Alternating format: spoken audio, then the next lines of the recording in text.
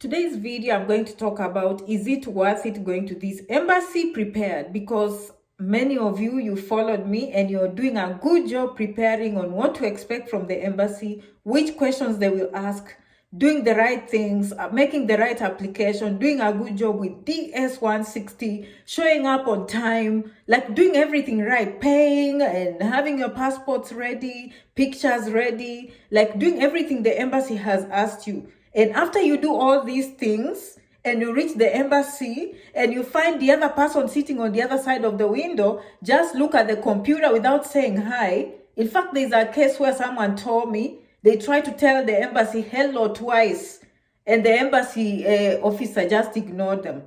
So we don't expect this kind of behavior. Let's hope that this was just an outlier and that is not the behavior most of you are experiencing. I'm so sorry. I've been in this country for many years and I know most Americans are very good people. That's why I love this country and I've been here and I've been wishing the best for all of you to come here. And so some of these experiences are very painful, I'll be honest, okay? Having said that, it could be just maybe some of you go to the embassy, they deny you, and probably you're just discouraged, and so you come out with a very poor attitude. We don't know. But, so the question is, should we prepare for this interview? I mean, if that's how they're going to treat us when we go at the window, why would we even bother, practicing and wondering which questions they will ask when these people will not even give you a chance? And I hope this is not true because honestly, the embassy costs $160. That is money.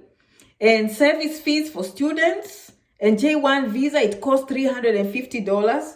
Believe you me, that is business. Anytime you engage with people in business and they pay you money, okay, they deserve good service. You enter business, okay? Even if you deny them to come to your country, the truth is, once you take someone's money, you have to produce good customer service. So I'm hoping that this is not just a common thing. Even me during my days, as I wrote down on my page, we had these stories a lot where people are being denied, like almost everyone, but still some of us came.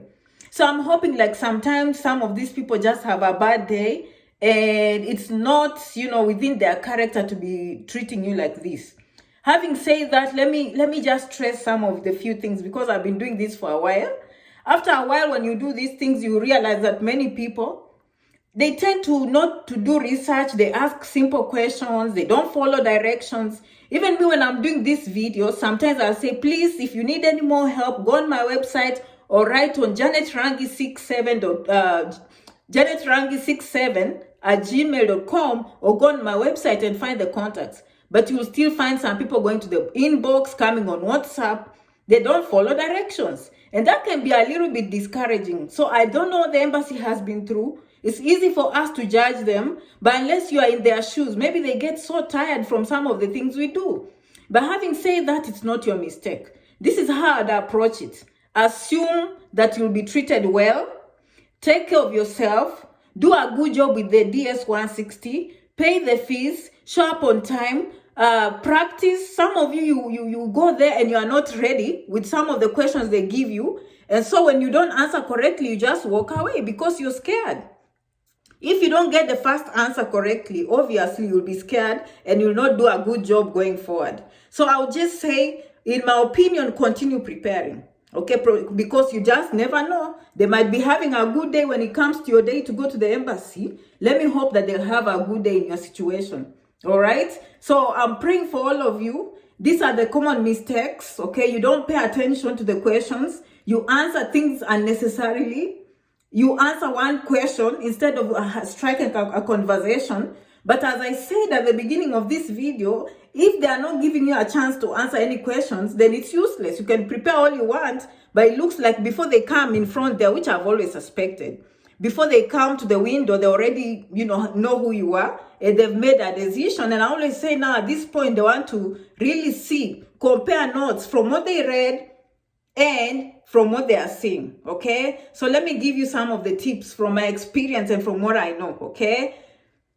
Generally speaking, a strong applicant is someone that has a first degree, okay, has a master's, or they are going for a master's, or they are going for a bachelor's degree, and they scored very well. The people that have done TOEFL, the people that have done IELTS, GRE, okay, GMAT. They've taken special preparation. They've probably applied to 2-3 schools. So they show some seriousness. They put in time, they put in effort. Obviously, that is a strong application. I'll be honest. But the DS-160 doesn't have that information. So I don't know how they decide. Okay, I don't know how they decide if you did the TOEFL, because the DS-160 doesn't ask for those things, does it? Correct me if I'm wrong. So I don't know at what point they will come to know whether you did the TOEFL, the IELTS and all that. But having said that, going for a master's degree, going for a bachelor's degree, of course, is stronger than maybe going for a community college or going for an English program. So having said, let me just fix this.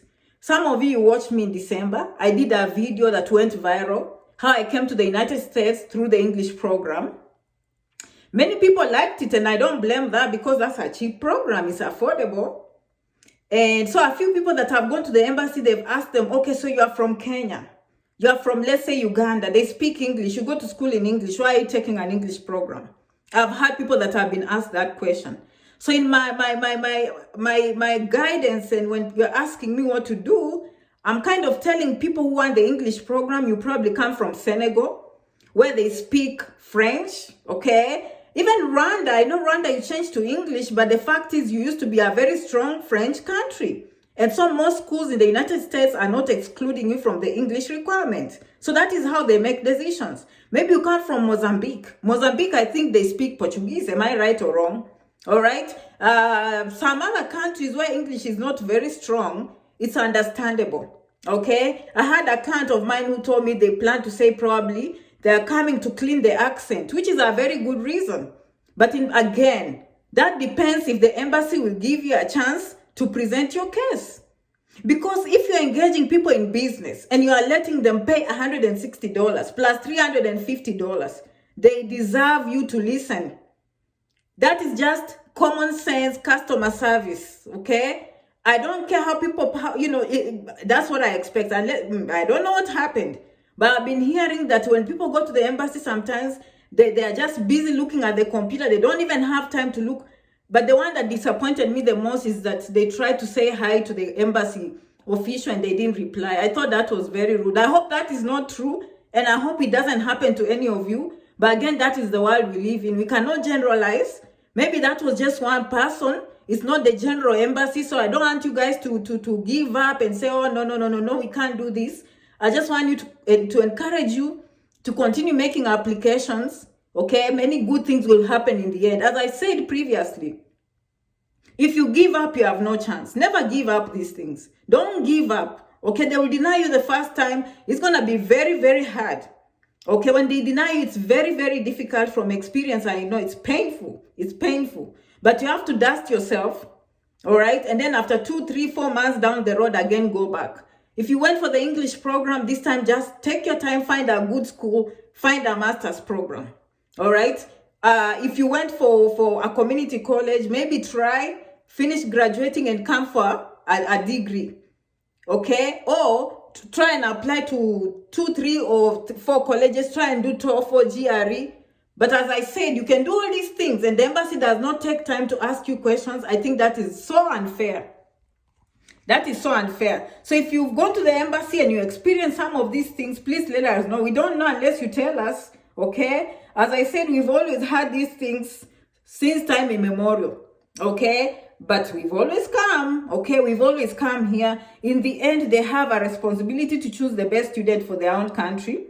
They say whatever decision they make is final, okay? The campuses here can be lenient, give you admissions, but they are the watchdogs there, okay, at those borders. So they make sure the right people come in. So they are just doing their job. So I think we can do our best by not taking shortcuts. That's what I'm learning also, okay? Because I think the people that do a good preparation job, okay, have a higher chance. But again, me, I'm not going to say that, because if people are telling me they didn't even ask me one question, they didn't even look in my face. I tried to say hi twice and they didn't even respond to me. So how are you going to defend yourself? If the DS-160 does not even give you a chance to say you did TOEFL, GRE, IELTS, how are they going to know that you're a strong applicant? if they don't give you a chance, surely. Okay, so confidence helps. Look into their eyes. But again, I have a person that told me they looked into their eyes and said hi twice. And that lady of male, wherever it is, just ignored them.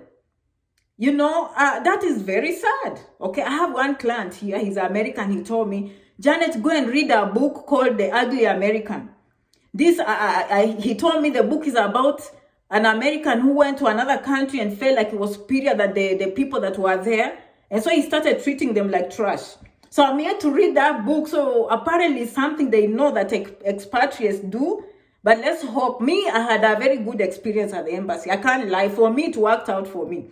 And I'm one of those people who is very objective. I don't say things or bring bad news if nothing happened to me. So the whole goal today is to tell you that you might prepare, but still they might not treat you well. Okay? They might not ask you all these questions. The things I've always told you is probably the bank statements. Sometimes they don't even ask these things. But at least for the most part, they will say hi to you. What takes you to America? How many schools did you apply? How did you hear about this school? At least give you a fighting chance to get to know you. That is, at least I expect that. But this issue of just saying, who's going to pay your fees, or not even looking out of the computer, not even acknowledging your presence, that is new to me. And it's very, very sad. So let's just hope that some of them are having a bad day, or they are too busy. You know, all of us are just coming from the pandemic. And so we are trying to adjust to this new life and we are too busy. So, you know, guys, I just wish you the best. Go in the comment section. If you've been affected by this, share with us.